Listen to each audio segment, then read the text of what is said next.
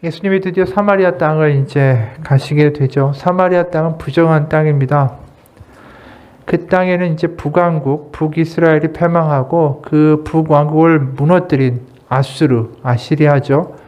그 나라의 그 민족들을 갖다가 본토 사람들을 이주시켜서 그 사마리아 땅에 갖다 놓음으로 이제 혼혈 민족이 돼버린 거예요. 그러니까 유대인과 아수르 사람들이 혼혈되어 만들어진 게 사마리아 민족인 것이죠. 비록 사마리아인들이 모세 오경을 믿고 또 하나님 여호와를 믿는다 할지라도 이 유대인들은 사마리아인들에 대한 굉장한 적대감을 가지고 있습니다. 일단 이 남유다가 멸망했을 때, 북왕국이 먼저 망하고 그 다음에 남유다가 망했을 때 이제 그들이 계속해서 어떻게 보면 사마리아인들이 같은 동족인데도 불구하고 물론 혈연관계가 섞이긴 했지만 남유다가 멸망한 것에 대하여 이 마음 아프거나 동질감을 느낀 사람들이 아니었어요. 그리고 실제로 이 남유다 사람들이 바벨론에 끌려갔다가 다시 고향으로 왔을 때 사마리아 사람들은 이 성벽을 재건하고 느헤미야에서 보면 다시 예루살렘을 만들어가고 성전을 지어가는 데 있어서 굉장히 방해하던 사람들이었습니다. 느헤미야 4장 1절과 2절을 보면 이런 대목도 나와요. 산발랏이 우리가 성을 건축한다함을 듣고 크게 분노하여 유다 사람을 비웃으며 자기 형제들과 사마리아 군대 앞에서 말하여 이르되 이 미약한 유다 사람들이 하는 일이 무엇인가? 스스로 경고케 하려는가? 제사를 드리려는가? 하루에 피력하려는가? 소화된 돌을 흙 무더기에서 다시 일으키려는가? 이 사마리아 사람들이 이 남유다 사람들이 돌아와서 다시 성전과 성벽과 예루살렘을 재건하려는 노력에 대하여 굉장히 비웃고 조소했다라는 기록이 있죠. 그러면서 자신들은 스스로 그 그리심산에다가 자신들만의 성전을 따로 세웠어요. 그러니까 바로 이게 좀 대척점이 되는 거죠. 이쪽에서는 예루살렘의 성전을 이야기하고 거기는 이제 그리심산의 성전을 이야기하고 그러면서 그리심산의 성전이 진짜 성전이고 거기 하나님의 시온의 영광이 그곳에 이를 거라고 이제 주장을 하는 것이죠. 그러니까 그걸 또 남유다에 있는 이 유대인들이 보지를 못하는 거예요. 그래서 유대인들이 마카비 혁명이 일어나고 주전 128년 됐을 때 군대를 앞세워서 사마리아 땅에 가가지고 그들이 만든 그리심산의 성전을 부수고 유대교를 개종할 것을 강제로 밀어붙였어요. 그러니까 이 사마리아 사람들이 이제 유대인들에 대한 반감도 또 아주 극에 달하는 거죠. 그러니까 둘이 사실은 같은 피가 섞였고 그렇다 할지라도 사실은 원수 관계에 가까울 정도의 관계였다라는 겁니다. 그러다 보니까 예수님이 한 10살 정도 되셨을 때 사마리아 사람들이 무슨 짓을 했냐 하면 6월절에 와가지고 이제 6월절에 큰 행사 아니에요? 예루살렘의 성전에 모여가지고 많은 사람들이 제사 드리고 해야 되잖아요. 근데 이 공동묘지에서 뼈를 꺼내가지고 그걸 성전에 들어가서 성전 뜰 안에다가 다 던져놓고 뿌려놨습니다. 그러니까 시체가 부정하다고 하잖아요, 율법에서. 근데 예루살렘 성전에다가 다 죽은 시체의 뼈들을 다 뿌려놓으니까 6월절에 제사를 못 드리는 일까지 발생했다라는 거예요. 그러니까 사마리아인들 하면 유대인들이 치가 떠는 상황이 벌어진 겁니다. 그러다 보니까 사마리아 땅을 직접 관통해서 가면 예루살렘에서 갈릴리까지 3일이면 가는데 사마리아 땅을 우회해서 요단 동편으로 돌아가지고 이렇게 돌아가면 일주일이 걸리는 땅을 그렇게 돌아가는 거예요. 근데 지금 예수님은 우회하지 않고 바로 사마리아 땅으로 가시는 거죠. 왜냐하면 우리가 2장에서 뭘 봤죠? 성전을 청결케 하시고 또 니고데모를 3장에서 만나셨으니까 이제 예루살렘에서 위로 북쪽 갈릴리로 올라가시는데 사마리아 땅을 그냥 관통해서 올라가시는 거예요, 지금. 3절에 유대를 떠나서 다시 갈릴리로 가실새 사마리아를 통과하여야 하겠는지라. 그래서 이제 올라가시는 거죠. 사실 제자들이 생각할 때 메시아라고 여겨지고 자신들이 이제 로마의 통치를 끝내고 하나님 바로 다윗의 왕국의 영광을 회복하실 분이 이 예수님이라고 믿는데 이분이 사마리아 땅을 사실 가로질러 간다는 것 자체가 사실은 좀 파격적인 일이었던 것이죠. 거기다가 또 사마리아 여인과 대화를 하신다. 사실 그 당시에 사마리아 땅을 어쩔 수 없이 지나가게 되면 밤에 사람들 보지 않을 때 지나가고, 그런 다음에 다 지나간 다음에 먼지도 다 털어버리고 이 부정한 땅에 모든 먼지도 다 떨어져라, 이런 정도로 얘기하는 그런 관계였는데, 예수님이 거기를 지나가시고, 그것도 낮에, 그 다음에 한 여인과 대화를 하시는 거죠. 마침 제자들이 없어서 그렇지 제자들이 있었으면 다 말릴 일이었어요. 그래서 이제 실제로 보면 27절에 제자들이 예수님이 대화하시는 거 보고 깜짝 놀랐다라고 기록하죠. 이때 제자들이 돌아와서 예수께서 그 여자와 말씀을 나누시는 것을 보고 놀랐다. 말릴 일이었다라는 거예요. 예수님이 여인한테 무슨 말을 하시는가? 7절. 예수께서 물을 좀 달라 하시니 이렇게 얘기하세요. 그 유대의 시간은 우리의 시간하고 같으려면 6시간을 더 해야 되죠. 거기에 6시면 6을 더하면 12시예요. 낮 정오 12시에 이 여인과 대화가 시작이 되시는 거예요. 뭐 전에도 여러 번 이 대목을 가지고 설교했기 때문에 아시지만, 보통 이 굉장히 더운 유대 지역에서는 낮에 이렇게 땡볕 셀 때 물을 기르러 오지 않죠. 대부분 아침에다 물을 기르러 아낙네들이 오고, 그날 먹은 물을 기르면서 동네 이야기도 하고, 어젯밤에 무슨 일이 있었고, 동네의 여러 가지 얘기들과 소문들이 다 거기서 나오는 거예요. 그런데 이 여인은 이제 그 낮 12시에 왔다라는 건 아침에 물을 기르러 그 동네 사람들 만나기가 창피했다라는 거죠. 그러니까 남이 물을 기르는 걸 피해서 혼자 물을 기르러 온 것입니다. 그 여인에게 물을 달라고 하시니까 9절에 보면 사마리아 여자가 이르되 당신은 유대인으로서 어찌하여 사마리아 여자인 나에게 물을 달라 하나이까? 이는 유대인이 사마리아인과 상종하지 아니함이로라. 여태까지 이야기한 배경의 이야기들을 보면 유대인과 사마리아인은 상종조차 안 하는 원수지간 같은 거죠. 근데 이제 말을 걸면서 물을 달라고 하시고, 그 다음에 10절에 예수께서 대답하여 이르시되 네가 만일 하나님의 선물과 또 내게 물을 좀 달라 하는 이가 누구인 줄 알았더라면 내가 그에게 구하였을 것이요 그가 생수를 너에게 주었으리라. 예수님이 말씀하시는 생수는 실제적인 생수가 아니라 바로 요한복음 7장에 나오는 성령을 의미하는 것이죠. 그러니까 나를 믿는 자마다 뱃속에서 생수가 솟아나오리라. 요한복음 7장에 나와 있는 생수에 대한 말씀이잖아요. 그런데 그런 이야기를 하시니까 여인이 당연히 못 알아듣죠. 11절에 이렇게 반응합니다. 여자가 이르되 주여 물 기를 그릇도 없고 이 우물은 깊은데 어디서 당신이 그 생수를 얻겠사옵나이까? 12절에 우리 조상 야곱이 이 우물을 우리에게 주셨고 또 여기서 우리와 자기 아들들과 짐승이 다 마셨는데 당신이 야곱보다 더 크니까. 그러니까 실제로 우물에서 나오는 물을 예수님이 주시겠다라고 말하는 걸로 받아들였다라는 거예요. 예수님이 다시 설명하시죠. 13절에 예수께서 대답하여 이르시되 이 물을 마시는 자마다 다시 목마르려니와 내가 주는 물을 마시는 자는 영원히 목마르지 아니하리니 내가 주는 물은 그 속에서 영생하도록 솟아나는 샘물이 되리라. 아까 얘기한 요한복음 7장에 그 배에서 생수가 흘러나오리라. 생수의 강이 흘러나오리라. 그 성령을 가리켜서 하시는 말씀, 요한복음 7장의 말씀을 또다시 하신 거예요.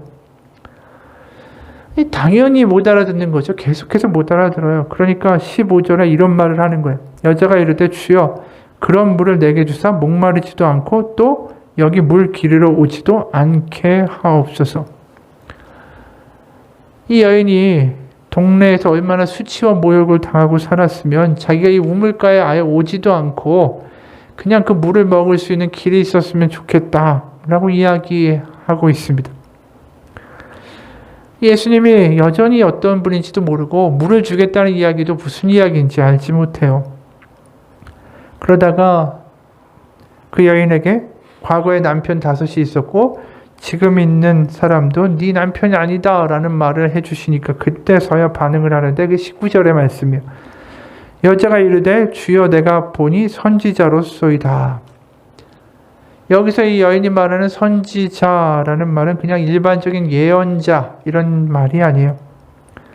신명기 18장에 보면 거기에 모세와 같은 선지자가 올 것이다 라는 예언이 있습니다. 신명기 18장 15절.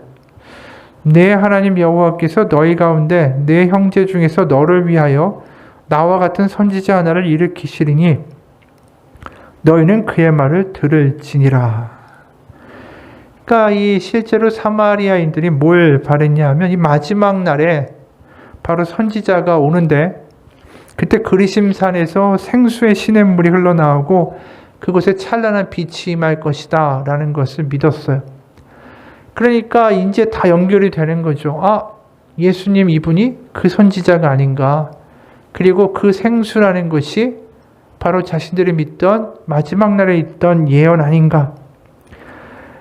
그래서 그 선지자가 그리심산에다가 하나님의 성전을 지어서 바로 희생제사를 회복시키고 많은 이들이 바로 그 성전에 와서 하나님께 돌아올 것이다 라는 그 예언을 생각한 거예요.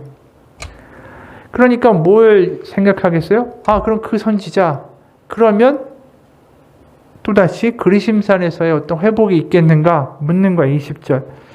우리 조상들은 이 산에서 예배하였는데 당신들의 말은 예배할 곳이 예루살렘에 있다 하더이다. 그러니까 그리심산의 회복입니까? 아니면 예루살렘 성전의 회복입니까? 그러니까 대화가 참 희한하게 흘러가죠. 성전에 대한 이야기를 흘러가기 시작했어요. 21절에 예수께서 이르시되 여자야 내 말을 믿으라. 이 산에서도 말고 예루살렘에서도 말고 너희가 아버지께 예배할 때가 이르리라. 그러니까 예루살렘 성전도 아니고 그리심산에 너희들이 말하는 성전도 아니고 새로운 성전이 세워질 때가 올 것이다 라는 이야기야. 우리가 요한복음을 계속 보면서 예수님의 모든 관심사가 어디로 가 있죠? 십자가. 새로운 성전. 바로 사람들이 거룩하고 기대하고 자격 있는 사람들이 드디어 하나님을 만나고 영접될 수 있는 그러한 장소가 아니라 골고다라고 버려지고 천대받고 수치당하고 멸시당하고 그 당시 아주 성문 밖에 버려져서 살던 병자들과 손가락질 받는 이들, 바로 그들이 땅이 십자가를 통해서 거룩하게 되는, 성전에서 성막의 휘장이 위에서부터 아래로 쪼개졌다라는 건 더 이상 예루살렘의 성전이 아니라 십자가가 새로운 성전이 되고 바로 그곳에서 하나님이 새로운 길을 열어주셨다. 그게 바로 예수님이 지금 일관되게 보여주시는 이야기잖아요. 그래서 성전에서도 이걸 무너뜨리고 사흘 만에 내가 다시 짓겠다. 그런 이야기를 하셨던 것이고. 그러기 때문에 21절에서 예루살렘 성전도 아니고 이 그리심산도 아니고 너희가 아버지께 예배할 때 바로 십자가의 때가 이를 것이다. 새로운 성전이 열리게 될 것이다. 바로 성전에 아예 들어가지도 못하고 거기에 자격도 안 되고 더럽다고 여겨지던 모든 이들 가운데 어두운 가운데 빛이 임할 것이다. 그래서 우리가 여태까지 1장부터 2장이 쭉 그 얘기잖아요. 인자 위로 천사가 오르락 내리락 하는 것을 볼 것이다. 나다나엘한테도 그 얘기하셨고, 또 가나의 혼인잔치에 그 포도주, 물이 포도주를 변하면서 예수 그리스도의 피로 대치될 것을 보여주셨고, 또 니고데모에게는 그 얘기도 하셨잖아요. 모세가 광야에서 뱀을 든 것 같이 인자도 들려야 한다. 그러니까 계속해서 십자가에 대한 이야기로 모아지고 있다라는 거예요. 그러니까 거꾸로 말하면 이 여인에게 가장 필요한 게 뭡니까? 십자가라는 거예요. 바로 십자가의 때가 올 것이다. 역전의 때가 올 것이다. 너희에게도 하나님의 길이 열릴 것이다. 세상 가운데 정말 무시당하고 모멸당하던 바로 그대에게도 하나님께 나아가는 길이 열릴 것이다.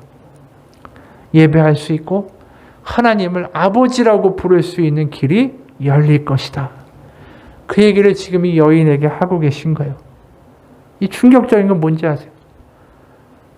이런 이야기들을 이런 여인한테 이렇게 긴 시간 동안 이야기하고 계신 예수님이 놀라운 거예요. 왜냐하면 나중에 보면 내가 메시아다라는 이야기까지 해주세요. 다음 시간에 보겠지만 예수님이 직접 내가 메시아다라고 이야기를 하고 그걸 들은 건 이 여인밖에 없어요. 그러니까 예수님이 이 모든 십자가와 성령에 대한 이야기, 내가 메시아다라는 이야기까지 해주는 대상이 니고데모나 아니면 화려한 궁전에 있는 누구나 아니면 대제사장이나 그 당시에 율법과 복음 성경을 많이 하는 그런 자가 아니라 정말 아무것도 아니고 멸시받고 천대받고, 사마리아가 사실 유대인들한테 굉장히 멸시받는 존재 아니에요? 근데 그 사마리아 동네에서도 더 멸시받는 사람이에요. 그러니까 가장 바닥에 있는 사람이다라는 뜻이에요. 지금 이야기는 사마리아 동네 중에서도 가장 멸시받고, 오죽하면 나보고 물 좀 기르지 않게, 오지 않게 해줬으면 좋겠다라고 말할 정도로 동네에서 천시받고 괄시받고 하루하루 사는 게 지옥 같은 그 여인에게 나타나셔서 그 모든 걸 하나하나 풀어서 이야기해 주고 계신 예수님, 그게 하나님의 마음이라는 거예요.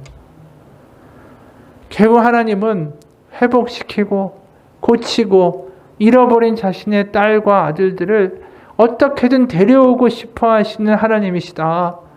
그게 지금 오늘 본문을 보면서 우리는 알게 돼요. 이 여인 하나도 못 알아듣지만 하나하나 계속해서 얘기하시는 거예요.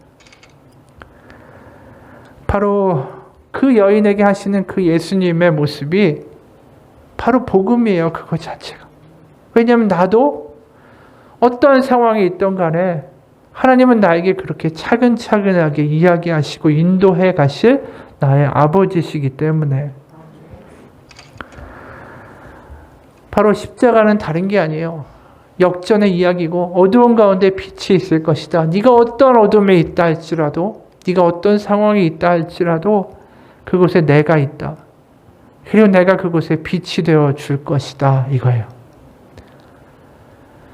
사마리아라는 천대받는 곳, 그것도 가장 또 더 천대받는 그 여인에게까지 예수님이 찾아가셔서 이렇게 이야기하실 때 그 어떤 장소에도 우리가 찾으면, 구하면, 두드리면 빛을 만날 수 있다. 그거를 누가 하셨다고요? 하나님이 열어주셨다라는 거예요. 내가 위로 가야 되는 게 아니라 그 빛이 저 바닥까지 내려와 나에게 구하고 찾고 두드리라. 그럼 너 만나리라 라고 말씀하신다. 이게 사실 파격인 거죠. 성전이 아니고 거룩해야 되는 거 아니고, 전에도 얘기했잖아요. 비둘기 한 쌍이나마 바쳐야 그나마 성전 입구에라도 들어가 보고, 그 성전에 들어가려면 비둘기 한 쌍 안식에 빼놓고 한 달 동안을 일해야지, 간신히 바칠까 말까, 그거 하나 해야 들어갈까 말까 한 문턱이 이렇게 높은 성전이 아니라, 지금 만나주시는 데가 사마리아라는 부정적인 땅이고, 그것도 낮 12시에 이렇게 더럽다고 말하는 여인과 대화하면서 하나님의 길이 열렸다라고 말씀하시는 거, 이게 얼마나 대단한 거예요. 우리가 어떤 곳에 있든 하나님을 부르고 기도하고 찾을 때 하나님이 그 기도를 들어주신다. 내가 어느 곳에든 아버지라고 부를 때 그 아버지가 나의 말을 들으신다. 이게 복음이라는 거죠. 정말 뭘 바치고 한 달 동안을 고생해서 하나님 얼굴 배울까 말까, 하나님 근처에나 갈까 말까, 갈 수 있을까, 그것도 확신이 안 돼가지고 그런 삶이 아니라 우리의 삶의 어느 장소에든 하나님을 부르고 아버지라고 부르고 기도할 수 있다. 그걸 지금 우리는 이 사마리아 여인의 사건을 보면서 경험하고 있다라는 것이죠.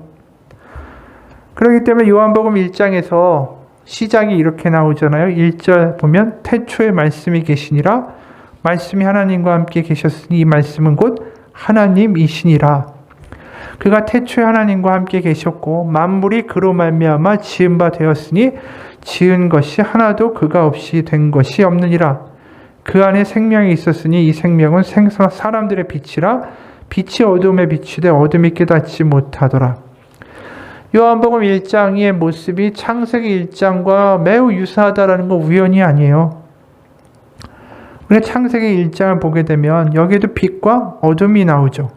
창세기 1장 3절 하나님이 이르시되 빛이 있으라 하시니 빛이 있었고 빛이 하나님 보시기에 좋았더라. 하나님이 빛과 어둠을 나누사 하나님의 빛을 낮이라 부르시고 어둠을 밤이라 부르시니라. 저녁이 되고 아침이 되니 이는 첫째 날이니라. 창조의 이야기가 사실 요한복음의 1장을 통해서 다시 한번 언급되고 있다라는 거예요. 그건 뭐죠? 새로운 창조가 일어나고 있다라는 거예요.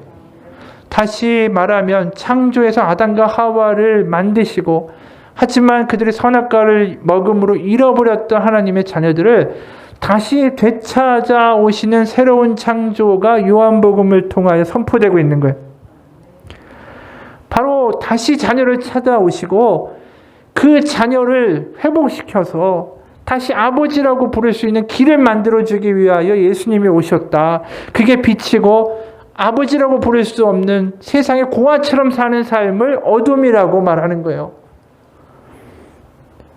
바로 어두운 가운데 고아로 사는 삶 가운데에 아빠를 부를 수 있는 두 번째 새로운 삶, 새로운 창조가 이루어지고 있다. 그게 요한복음의 메시지. 새로운 창조. 그리고 십자가는 다시 말해서 거듭남을 이야기하고 거듭남은 뭡니까? 두 번째의 기회가 주어지고 있다라는 뜻이에요. 이 여인이 남자들 때문에 그 인생이 다 망가졌고 사실은 주홍 글씨가 새겨져서 동네 사람들 앞에 서지도 못하고 그 여인에게 지금 새로운 기회가 주어지는 것이죠. 왜요? 그 여인이 메시아를 만남으로 더 이상 내가 이 세상에 아무 존재 가치가 없는 사람이 아니다라는 확신을 얻게 된 거예요. 동네 사람들이 뭐라고 하는 게 상관없어요. 왜? 메시아가 나를 만나줬으니까. 그러면서 그 안에서 그동안 사람들이 멸시하던 그 모든 것들이 문제가 안 되는 거죠. 왜? 내가 하나님의 아들 그 메시아를 만날 수 있었다라는 건 내가 하나님께 받아들여졌다라는 거니까. 동네 사람들을 안 받아들여 준다 할지라도 나를 하나님이 딸로 받아주셨다라는 게 놀라운 소식이 되어 기쁨이 되는 거예요. 이 여인이. 그러므로 다시 시작하는 삶을 시작할 수 있게 된 거죠. 우리에게도 이런 새로운 창조, 다시 시작할 수 있는 계기가, 그리고 하나님의 자녀로서의 그 다시의 우리가 얻게 되는 그 기쁨이 우리 가운데 도대체 얼마나 반가운 소식으로 다가오십니까? 독일의 문학가 린더라는 사람의 작품 중에 젊어지는 그물이라는 책이 있대요.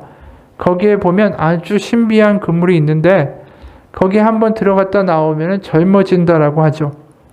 하루는 이 소문을 듣고 나이 많은 할머니가 찾아왔습니다.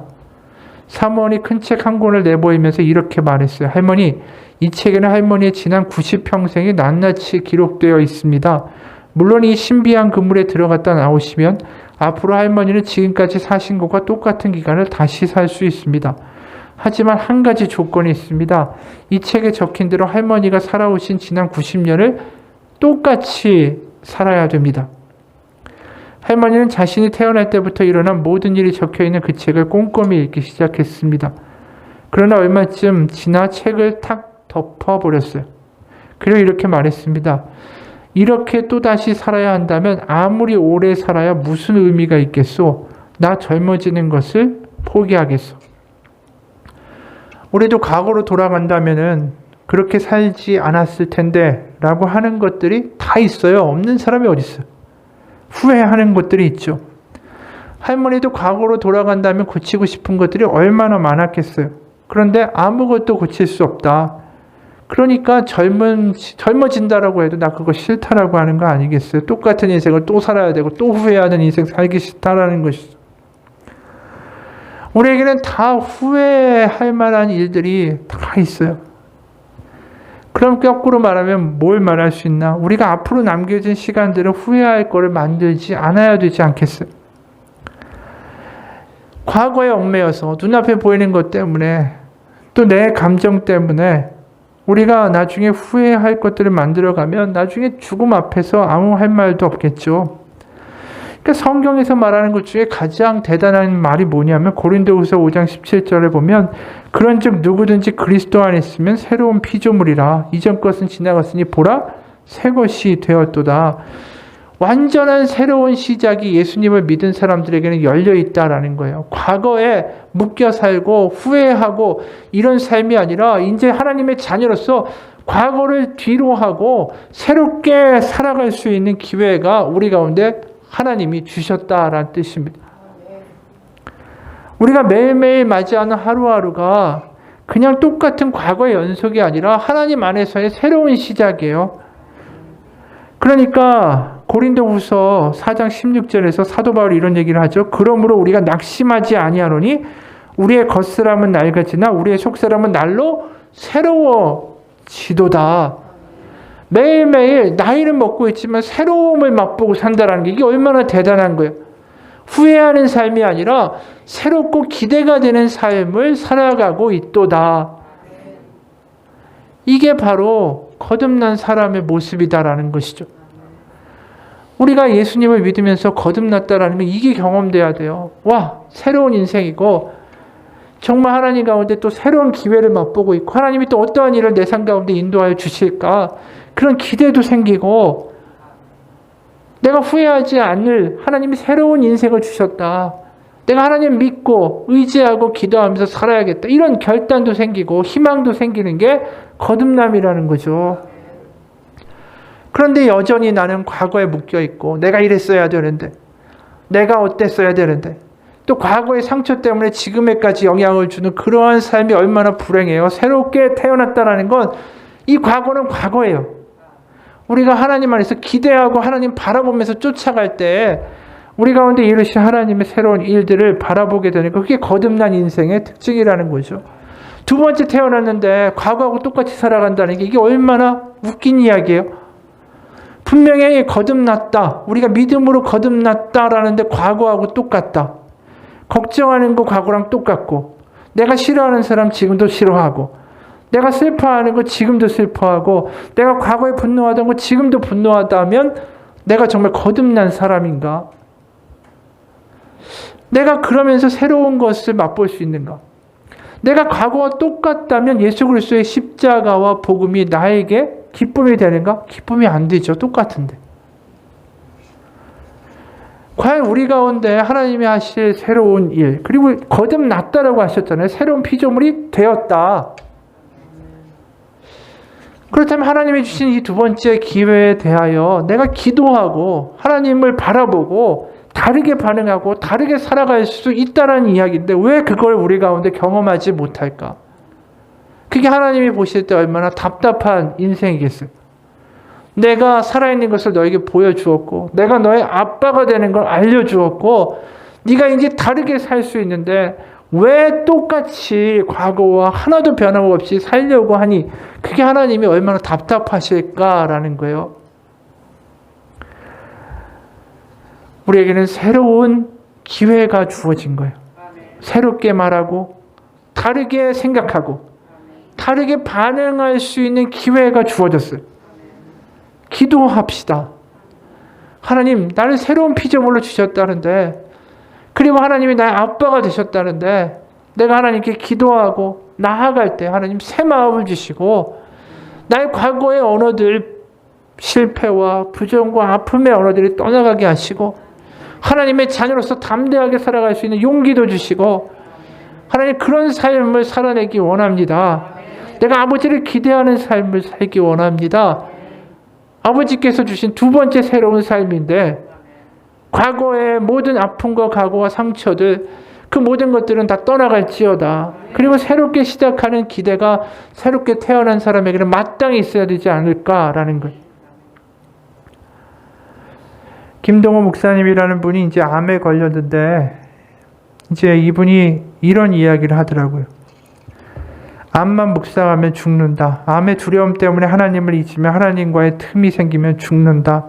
사람인데 어떻게 삶 속에 큰 물처럼 차오르는 근심, 걱정, 불안, 원망, 우울이 없을 수 있겠는가. 그러나 창세기 2장 1절에서 3절을 읽는데 새로운 깨달음이 다가왔다. 천지와 만물이 다 이루어지니라. 하나님이 그가 하시던 일을 일곱째 날에 마치시니 그가 하시던 모든 일을 그치고 일곱째 날에 안식하시니라. 하나님이 그 일곱째 날을 복되게 하사 거룩하게 하셨으니 이는 하나님이 그 창조하시며 만드시던 모든 일을 마치시고 그날에 안식하였음이니라. 창세기 2장 1절에서 3절 늘 읽던 말씀인데 새롭게 나에게 다가왔던 단어는 한 글자였다. 다. 1절에 바로 천지와 만물이 다 이루어지니라. 여기서 다라는 말을 읽는데 너무나도 가슴이 뛰고 벅차게 생생하게 내 마음에 다가왔다. 바로 그 한 글자에 불과한 이 단어 속에 어마어마한 천지 만물이 담겨 있다. 원자나 전자나 더 작은 입자부터 크기를 따지는 것은 고사하고 1초에 지구를 7바퀴 반이나 도는 빛의 속도로 수억 년 가야 하는 우주에 이르기까지 천하 만물이 다라는 단어 안에 들어있다. 하나님이 마치 이렇게 말씀하시는 것 같았다. 다 내가 만들었어. 내가 다 했다. 그런데 우리는 어떤가? 다라고 말할 수 있는 영역이 있는가? 우리는 별거 아닌 것 같아 보이는 이 한 글자 다라는 말을 절대로 쓸 수 없는 유한한 존재다. 세상에 그런 사람 없다. 그것이 인간의 유한함이다. 유한하다는 말 속에 우리의 모든 문제를 담을 수 있다. 그 빈틈과 모자람 사이로 온갖 세상의 문제와 개인적인 문제들이 스며들어온다.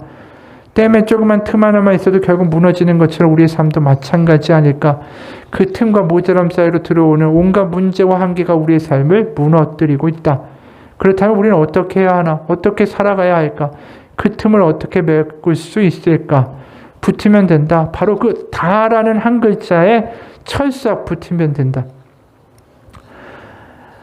이분이 묵상하면서 바로 이 구절 하나에서 엄청난 은혜를 받은 이야기를 이렇게 길게 하고 계셔요. 천지와 만물이 다 이루어지니라. 이게 새롭게 볼 수 있는 사람의 눈이 열린 거죠. 늘 똑같은 성경이 아니에요. 읽다 보면 내 가슴이 뛰고 내 눈이 맑아지는 거 왜 그래요? 하나님이 내 아버지시니까. 바로 내 아버지가 이런 분이니까. 이게 믿어지니까 본인이 암이라는 터널을 지나고 있으면서도 천지가 다 하나님이 이루셨다. 만물이. 그 말에 감동받는 거 아니겠어요? 이게 새롭게 된 사람의 인생이에요. 우리가 말씀을 읽으면서 감동하고 말씀 가운데 그 약속에 전율하고 그 약속이 나를 향한 것이라고 믿어지고 그게 거듭난 인생이라는 거예요. 우리가 거듭나지 않으면 성경책 읽어도 하나도 그게 나에 대한 약속으로 와닿지 않고 읽어도 몸이 건조하고 딱딱한 이야기로밖에 느껴지지 않죠. 왜 성경이 그렇게 재밌고 왜 성경을 읽으면서 내 삶에 감동이 있을까? 그게 나에 대한 약속이니까. 우리가 거듭났다라는 건 그러한 기대와 또 하나님께서 주시는 새로움을 우리가 맛볼 수 있다라는 믿음 가지고 살아가는 것입니다. 거듭났다. 새로운 피조물이다. 하는데 왜 우리는 과거와 똑같이 살아가는 그 패턴을 포기하지 않습니까? 우리가 거듭났다면 하나님 바라보고 벌써 선포하셨잖아요. 내가 새로운 피조물이 돼야겠다가 아니에요. 새로운 피조물이 되었도다라고 말씀하시는 건 하나님이시다라는 거예요.